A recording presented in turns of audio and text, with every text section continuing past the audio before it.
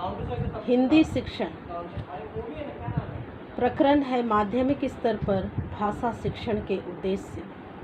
भाषा शिक्षण का मुख्य उद्देश्य बालकों की भावाभिव्यक्ति का सम्यक विकास करना है, जिससे वे मौखिक तथा लिखित रूप में अपने विचारों को प्रभावपूर्ण ढंग से दूसरों के सामने रख सके और दूसरों के भावों एवं विचारों को समझ सके। भाषा में अभिव्यक्ति ऐसी होनी चाहिए कि सुनने वाले के हृदय तंत्र झंकृत हो जाए। आवश्यकता केवल इस बात की है कि वक्ता की भाषा स्पष्ट, सरल, शुद्ध और मधुर हो, जिससे सुनने वाले मंत्रमुग्ध हो जाए। प्रभावपूर्ण तथा कलात्मक भाषा में ऐसी अलौकिक शक्ति समाहित रहती है, जिससे जटिल से जटिलतम तथा दुरूह समस्याओं का समाधान हो जाता है। भाव अभिव्यक्ति की कुशलता के साथ ही साथ भाषा शिक्षण का उद्देश्य भाव ग्रहण करने में भी कुशल बनाना है। यदि बालकों में भाव ग्रहण की कुशलता हो जाता है तो बालक द्रुत पाठन करना भी सीख जाता है। भाषा शिक्षण के द्वारा बालकों में रचनात्मक शक्ति का विकास किया जा सकता है। भाषा शिक्षण के द्वारा छात्रों में साहित्य के अनुशीलन के प्रति अनुराग पैदा किया जा सकता है। साहित्य के 6 प्रमुख उद्देश्य: पहला, ज्ञान प्रदान करना; दूसरा, व्यक्तित्व को उन्नत करना; तीसरा, उदार भावनाओं का विकास करना; चौथा, सौंदर्यानुभूति उत्पन्न करना; समाज का उत्थान करना और मनोरंजन करना।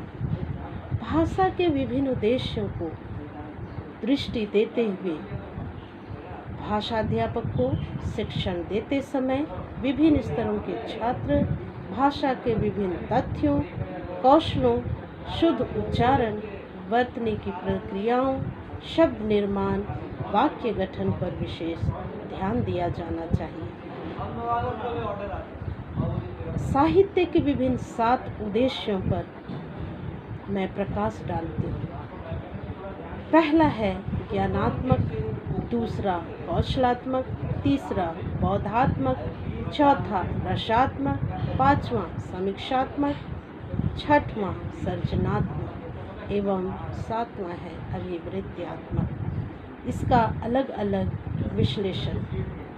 पहला, ज्ञानात्मक। ज्ञानात्मक उद्देश्य का तात्पर्य है छात्रों में भाषा एवं साहित्य की मुख्य बातों की जानकारी देना, ताकि वे शुद्ध रूप में बोलना, पढ़ना तथा लिखना सीख जाए और साहित्य की विभिन्न विधाओं से परिचित हो जाए। उदाहरण स्वरूप ध्वनि अर्थात रचना, शब्द एवं वाक्य रचना। माध्यमिक स्तर और उच्च माध्यमिक स्तर के बच्चों के लिए जैसे 9 से 10 पर निबंध, कहानी, जीवनी, उपन्यास, नाटक, कविता, गीत आदि साहित्यिक विधाओं का ज्ञान देना है। रचना कार्य के कुछ मौखिक एवं लिखित रूप में ज्ञान देना, जिसमें वार्तालाप, सस्वर वाचन, अंत्याक्षरी वाचन, भाषण तथा वाद विवाद भी सम्मिलित हो सकते हैं।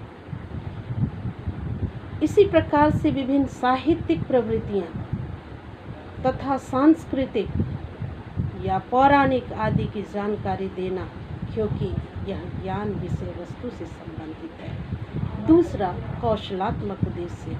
इसका संबंध भाषाई कौशल से है, जैसे ध्यानपूर्वक सुनना, धैर्यपूर्वक सुनना, सुनकर अर्थ ग्रहण करना, शुद्ध एवं स्पष्ट वाचन करना, गद्य एवं पद्य पढ़कर अर्थ ग्रहण करना, इसके उपरांत उसे लिखकर या बोलकर अपने भावों की अभिव्यक्ति कर सकना।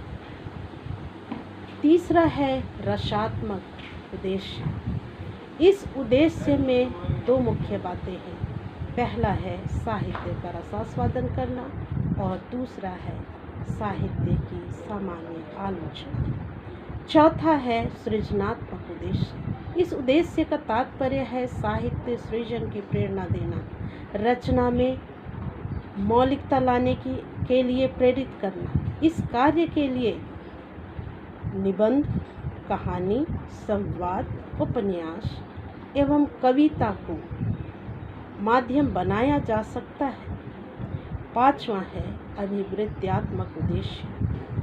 तात्पर्य है छात्रों में उपयुक्त दृष्टिकोण एवं अभिवृत्तियों का विकास करना। सद्वृत्तियों का अर्थ है छात्रों में आस्था, नैतिक अभिवृत्तियों का बीजारोपण करना और साहित्य के प्रति प्रेम, देश के प्रति प्रेम, मानव प्रेम, सहृदयता एवं संवेदनशीलता आदि का विकास करना। संविधान की 8वीं सूची में हिंदी के अतिरिक्त भारत की 21 मुख्य भाषाओं का उल्लेख है। यह देश की शैक्षणिक एवं सांस्कृतिक उन्नति के लिए आवश्यक है। धन्यवाद। अगले वीडियो में अगले प्रकरण के साथ